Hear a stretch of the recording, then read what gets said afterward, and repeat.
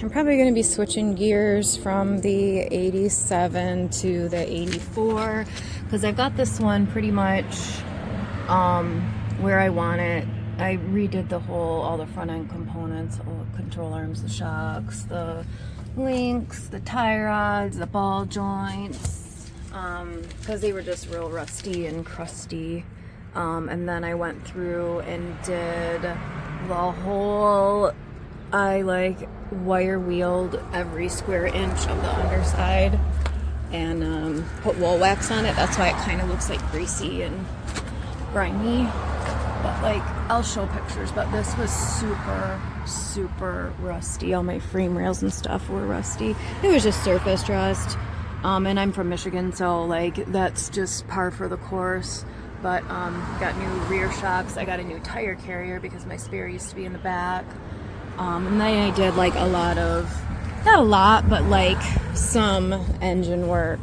I had a really bad high idle, so a lot of sensors, a lot of gaskets, a lot of valves, a lot of hoses, and it's running as good as it's ever going to. And then I did these rear fender arch thingies.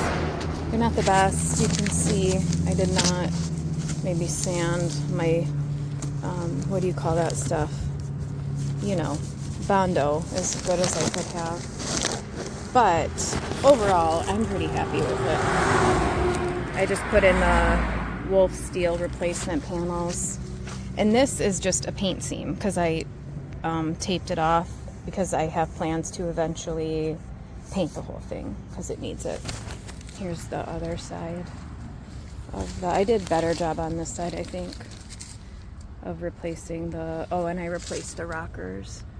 Again, Wolf Steel has some replacement panels. So until we get to the point of an engine rebuild, which could be 10,000 miles, it could be another 100,000 miles. This has 200 and, I think 240,000 on it right now. So, I mean, I could go another 100,000 miles. I could go another 200,000 miles. But, you know, it's got some issues. It's got some blow-by. It burns some oil. It clickety-clacks right along. But, I mean, I drive it nearly every day. And it goes down the road. Things are made to run pretty slap worn out. They don't seem to care too much about clearances and you know, spec. So pretty much all the sensors in here were either cleaned, taken apart, or changed entirely. Deleted pretty much as much vacuum hoses as I could. The EGR. I got the AC running. If something small comes along, of course I will, you know, just fix as needed. But really, until an engine rebuild, I think we're good. I mean, I took it from barely even being able to drive to I drive it not every day, but most days.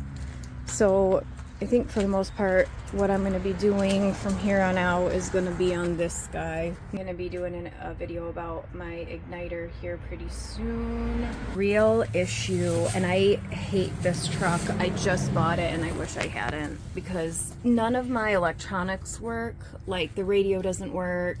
None of the windows go up or down. The AC doesn't work. The really big project I'm going to have is this front end is just an absolute tragedy. I mean, the leaf springs are freaking like, not only are they flat, they're like actually bending downwards.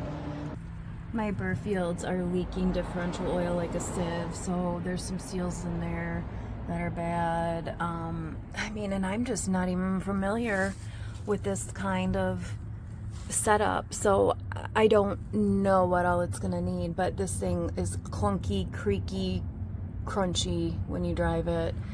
But this is a very big job, these burr fields. It's not hard, but it's a big job. So that's gonna be next.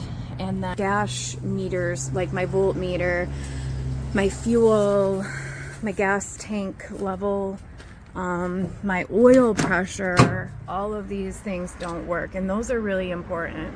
So I want to get those running too. But Electrical is like the bane of my existence and I hate it, so I'm not looking forward to that at all.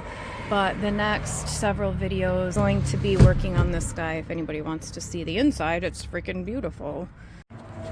The reason I bought it was because obviously it looks really nice and it had a carburetor, and I was so traumatized by all the problems that I had with the 87 E-Fi that I thought, oh, I'll just learn the carburetor, it'll be so much easier, which I think it will be, because it does run good. Okay, I will give credit where credit's due.